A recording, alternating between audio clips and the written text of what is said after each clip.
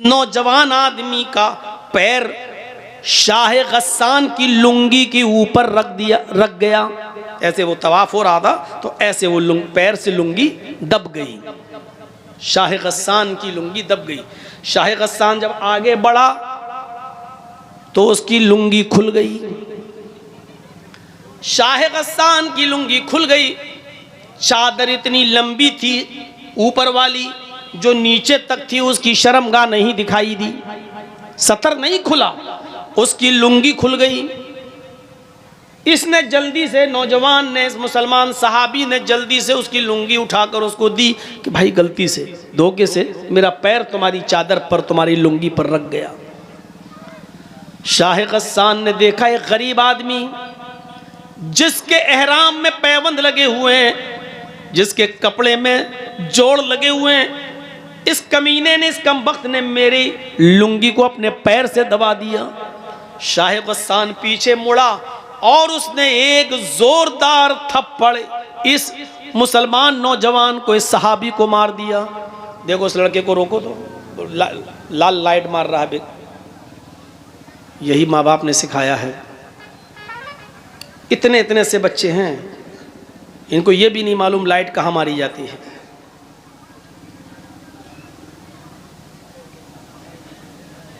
उसने एक जोरदार थप्पड़ इस नौजवान को, इस देहाती मुसलमान सहाबी को मारा। थप्पड़ इतनी जोर का लगा कि उस नौजवान देहाती सहाबी की आंख फूट गई, उसकी एक आंख बाहर आ गई। वो नौजवान उस वक्त कुछ नहीं बोला, खामोश रहा और उसने अपना तवाफ पूरा किया। उसके बाद फिर वो अपने कबीले में गया। कबीले की लड़ाई बहुत बुरी होती है। जब वो अपने कबीले में पहुंचा तो लोगों ने पूछा कि तुम्हारी आंख कैसे फूटी। उसने बताया कि ऐसा ऐसा मामला हो गया। और शाह गस्सान ने, गस्सान के बादशाह ने एक थप्पड़ मारा और थप्पड़ इतनी जोर से मारा कि मेरी आंख फूट गई। पूरे कबीले के लोग आग बगूला हो गए। अरे नया नया इस्लाम लाया और इतनी हेकड़ी, हमारे आदमी को मारेगा। ये तमाम के तमाम लोग हजरत उमर फारूक के पास मक्के आ गए।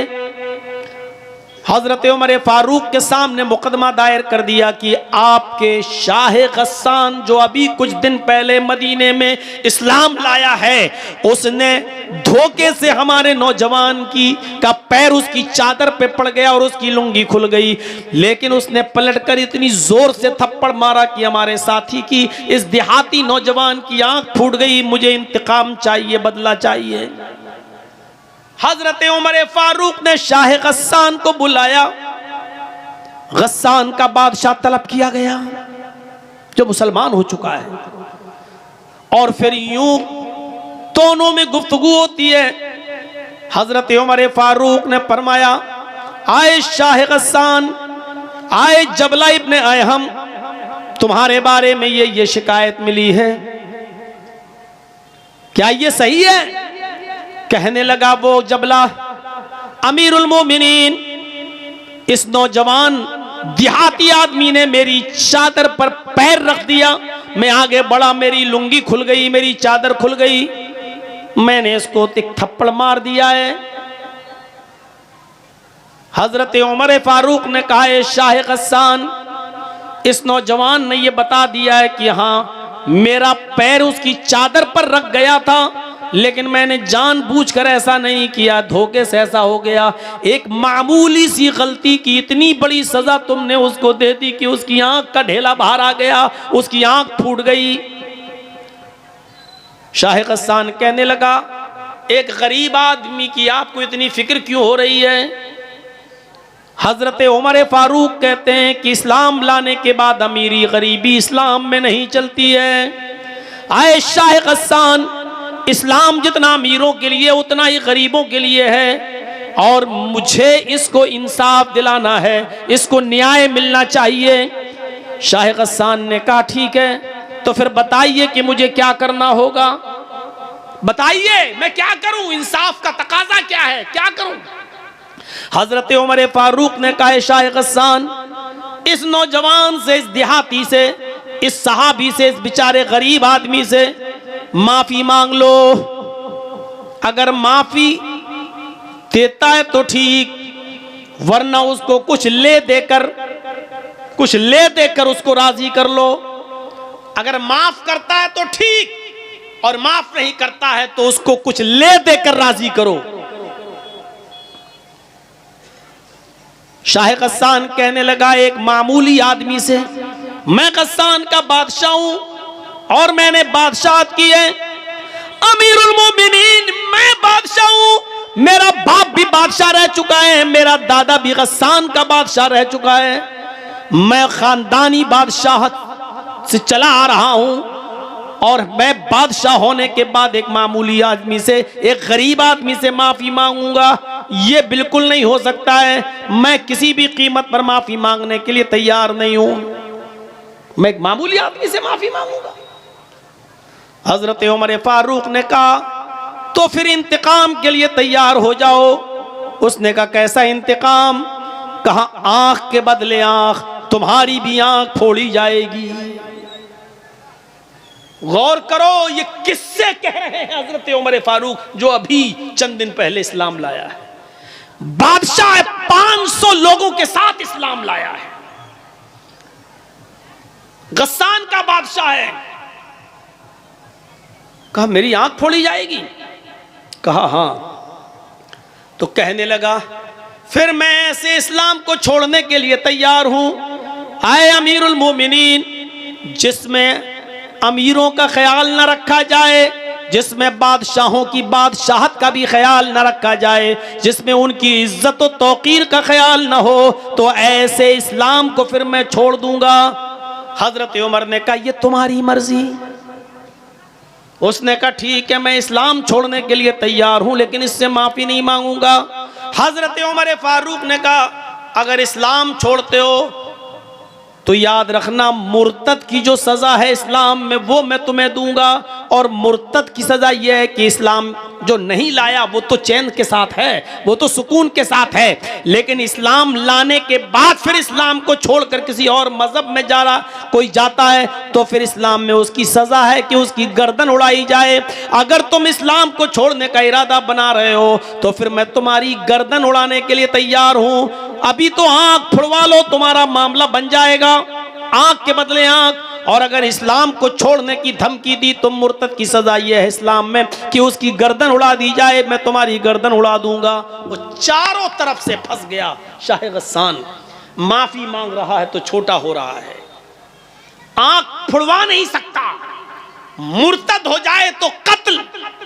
उसने कहा, अमीरुल मोमिनीन, मैं चारों तरफ से इस वक्त फंसा हुआ हूं, मुझे एक दिन की मोहलत दीजिए, मैं सोच समझकर बताता हूं, मुझे माफी मांगना है या आंख फुड़वाना है या मुझे इस्लाम छोड़ना है, मुझे फैसला करने के लिए मुझे एक दिन की मोहलत दीजिए, 24 घंटे की मोहलत।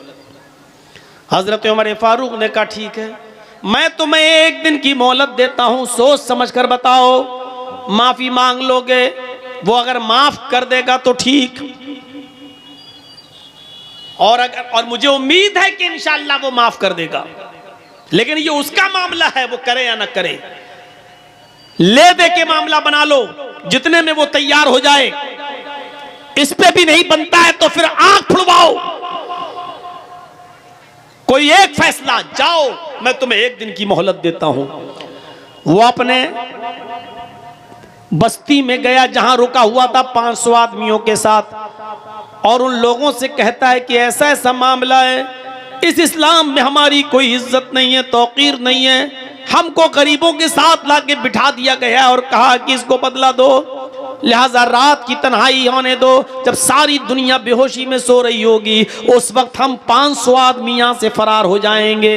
लिहाजा जैसी रात की तारीकी हुई, रात का अंधेरा आया और सब लोग ख्वाब गफलत में बेहोश होकर जब सोने लगे, तो शाह गस्सान जबला इब्ने अहम अपने 500 साथियों के साथ रात के अंधेरे का फायदा उठाकर भाग गया और वो गस्सान पहुंच गया। मेरे प्यारे साथियों, हजरत उमर फारूक ने उसकी कोई परवाह नहीं की। 500 लोग चले गए चाहे, लेकिन इंसाफ का मर्डर नहीं होना चाहिए, अदल बाकी रहना चाहिए। इस्लाम की तालीम यही है कि इंसाफ कायम रहे। एक गरीब आदमी को, एक गरीब नौजवान को भी इंसाफ मिलना चाहिए। हजरत उमर फारूक ने कहा, नौजवान वो गया 500 आदमियों को भी ले गया, कोई परवाह नहीं। अल्लाह का शुक्र है कि मैंने अदल को बचाया, मैंने न्याय को बचाया, मैंने इंसाफ को बचाया। मेरे भाइयों, ऐसा अदल करने वाला अमीरुल मोमिनीन हजरत उमर फारूक जैसा शख्स कयामत के दिन अर्श के साए में होगा।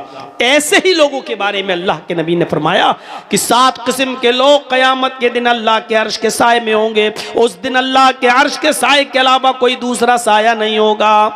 अल-इमामुल आदिल, पहला शख्स अदल व इंसाफ करने वाला, हुक्मरा, हाकिम वक्त, अमीर, जो घर का भी जिम्मेदार हो। वो कबीला बनु मखजूम की एक औरत जिसका नाम फातिमा था, चोरी में पकड़ी गई, अल्लाह के रसूल के पास लाई गई। नबी अकरम सल्लल्लाहु अलैहि वसल्लम ने फरमाया, इसकी चोरी इतनी ज्यादा है कि हद को पहुंच रही है, इसका हाथ काट डालो। लोगों ने कहा, अमीर घर की है, बड़े ऊंचे और इज्जतदार घराने की औरत है, अगर इसका हाथ कट गया तब तो नाक ही कट जाएगी उस खानदान की, उस कबीले की। नबी अकरम के सबसे करीबी और सबसे चहीते सहाबी हजरत उसामा के पास सिफारिश के लिए भेजा गया उसामा को कि आप अल्लाह के रसूल के बहुत करीबी लोग हैं, करीबी हैं, आप नबी से सिफारिश कीजिए, शायद अल्लाह के रसूल आपकी बात मान जाएं और उस औरत का हाथ ना कटवाएं। अल्लाह के रसूल ने उसामा से कहा, आए उसामा, अतशफाउ फी हद मिन हुदूदिल्लाह, फी हुदूदिल्लाह, क्या तुम अल्लाह की हदों में से एक हद के लिए सिफारिश करने आए हो? ये अल्लाह की कायम करदा हदें हैं और तुम कहते हो कि मैं उस औरत को छोड़ दूं। ये सजा मोहम्मद ने नहीं, मोहम्मद के रब ने नाफिज की है। पहले जमाने के लोग इसीलिए बर्बाद हुए हैं क्योंकि उनके अमीर जब कोई गलत काम करते थे तो उनको छोड़ दिया जाता था, और उनके ज़ईफ और कमजोर लोग जब कोई गलत काम करते थे तो उनको सजा दी जाती थी। नहीं, इस औरत का भी हाथ काटा जाएगा, तुम्हारी भी सिफारिश नहीं मानी जाएगी। अल्लाह के रसूल ने सिफारिश रिजेक्ट कर दी उसामा की, और उस औरत का, बनु मखजूम के लड़की का, औरत का हाथ काट डाला गया जिसका नाम फातिमा था। जब उसका हाथ कट गया तो अल्लाह के नबी सल्लल्लाहु अलैहि वसल्लम ने फरमाया, लौ अन्ना फातिमा बिन्त मुहम्मद सरकत लक़तातु यदहा, अगर फातिमा मुहम्मद की बेटी ने चोरी की होती और आज चोरी में वो भी पकड़ी जाती तो आज फातिमा का हाथ भी काटने से मोहम्मद रसूलुल्लाह को कोई नहीं रोक पाता।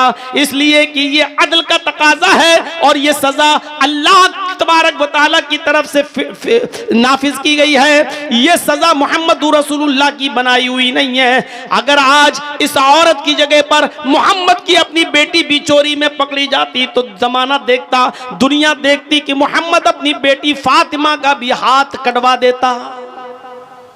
ये है अदल व इंसाफ। और जिस कौम में अदल व इंसाफ नहीं है, समझ लो अर्श के साए में उनको जगह नहीं मिलेगी। चलिए अब थोड़ा सा और आगे बढ़े। पहली चीज हो गई है अदल व इंसाफ करने वाले लोग। दूसरा कौन?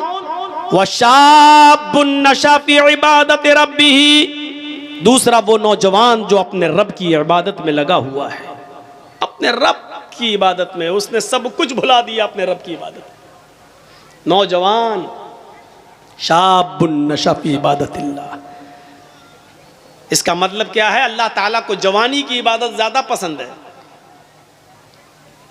बुढ़ापे में तो सभी इबादत करने लगते हैं, बच्चों की शादी हो गई, अब सब हो गया, अब जा रहे हैं हज करने, सबसे निबट गए, अब चलो हज करें आए।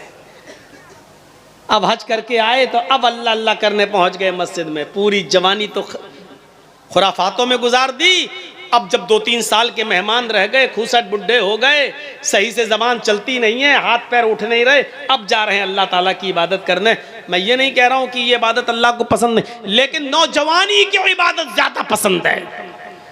गौर करो, वो हजरत हंज़ला रजी अल्लाह ताला अन्हु जिनकी शादी हुई है और आज पहली रात है, रुखसत होकर बीवी घर पे आई है, आज शादी हुई, आज पहली रात है, शौहर अपनी बीवी के साथ, हंज़ला अपनी बीवी के साथ सो रहे हैं। मियां बीवी के दरमियान जो ताल्लुक होता है वो भी कायम हो चुका है। इतने में जंग का ऐलान हो जाता है, जिहाद के लिए निकलने का ऐलान हो जाता है। हजरत हंज़ला उसी कंडीशन में कि अपनी बीवी से मिले हैं, अभी गुस्ल नहीं किए, ऐलान जिहाद सुनते हैं, अपना घोड़ा खोलते हैं और जिहाद के लिए निकल जाते हैं। बीवी कहती है, आए मेरे प्यारे शौहर, मैं तुम्हें रोक तो नहीं रही हूं, जिहाद फर्ज है, तुम्हें जाना भी चाहिए, लेकिन कम से कम गुस्ल तो कर लो, नहा तो लो। अभी आपने मेरे साथ सोहबत की है, मेरे साथ हम बिस्तर हुए हैं और फौरन मैदान जिहाद में जाने लगे हैं, कम से कम आप गुस्ल तो कर लो। फरमाया, आए मेरी बीवी, ऐलान नहीं सुना है, ये निदाई, ये आखिरी आवाज है। इस आवाज को सुनने के बाद कोई शख्स भी अब थोड़ी देर भी अपने घर में नहीं रुक सकता है। मेरी बीवी, मैं गुस्ल के लिए कैसे रुक जाऊं कि ये आखिरी निदा आ चुकी है कि अब कोई भी अपने घर में ना रुके, मैं फौरन निकल रहा हूं। अल्लाह मेरे दिल के हाल को जानता है, अल्लाह मेरी दिल की नीयत को जानता है। उठे, घोड़ा खोला और दौड़े और चले गए मैदान जंग में, लड़े, कई काफिरों को कत्ल भी किया, लेकिन उस जंग के अंदर खुद भी शहीद हो गए, शहीद हो गए। और शहीद का उसूल यह है शरीयत में कि उसको जिन कपड़ों में शहीद होता है, कोई आदमी अल्लाह की राह में जब मारा जाए तो उन्हीं कपड़ों में दफन किया जाता है, शहीद को कोई नया कफन नहीं पहनाया जाता, शहीद को गुस्ल नहीं दिया जाता, शहीद की जनाजे की नमाज नहीं पढ़ी जाती, ऐसे ही उसको उन्हीं कपड़ों में दफन कर दिया जाता है। जब उसको दफन करने के लिए ले जाया जा रहा था तो हंज़ला की बीवी कहने लगी, अल्लाह के रसूल, मेरे शौहर को गुस्ल दे दीजिए। अल्लाह के नबी फरमाते हैं, ऐ हंज़ला की बीवी, क्या तुझे पता नहीं तेरा शौहर शहीद हुआ है और शहीद को गुस्ल नहीं दिया जाता?